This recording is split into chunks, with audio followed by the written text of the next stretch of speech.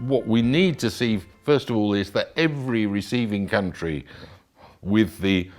cooperation wherever possible of countries of origin, look at what has happened in the past with a very objective eye. that they recognize that things did not go right, and without necessarily finger pointing, but just trying to look at how things went so wrong. Second thing, obviously, although the Hague Convention is not necessarily the panacea to this, I've said for a very long time that I cannot see how countries can, receiving countries can cooperate with countries of origin that are not part of the Hague Convention, because one simply has to question why those countries are not part of the Hague Convention, and I so far have never found a convincing argument in that regard as to the motivation for not joining that convention. In the past 10 years, we've had many situations of egregious violations in the wake of receiving countries working or allowing adoptions to take place from countries that were not parties to the convention. So, first, only work within the Hague framework. Second, look into the past and with an objective eye. And third, eliminate all finances from all financial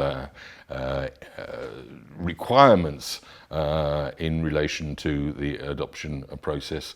Take it on as a state responsibility, as every other child protection measure is taken on, and thereby ensure that there is no motivation other than the child's rights and best interests to undertake an inter-country adoption. Obviously, it would be a revolution in a way, but on the other hand, there are situations at present where adoptions are decided between the competent authorities of two countries. When adoptions are organized in that way, in other words, that a state declares a child to be in need of inter-country adoption and then contacts other states or another state, accordingly to what they want to do, in order to identify potential adoptive parents, then there is no money involved there as such, because there is no private intervention between the two. There could be, for example, services given to potential adopters in terms of vetting and support, etc., that can be provided by the private sector, but I would say on being mandated and paid for by the state. I want to see the decisions being made exactly as we would make a decision in relation to, for example, placement in a residential care facility. In other words, that the state and the courts are responsible without any payment being involved. In foster care as well. What we need now is really to say, okay, we got it wrong in terms of thinking that we can regulate inter-country adoptions on the with the kind of thinking that was current 40 or 50 years ago in terms of carrying out inter-country adoptions, and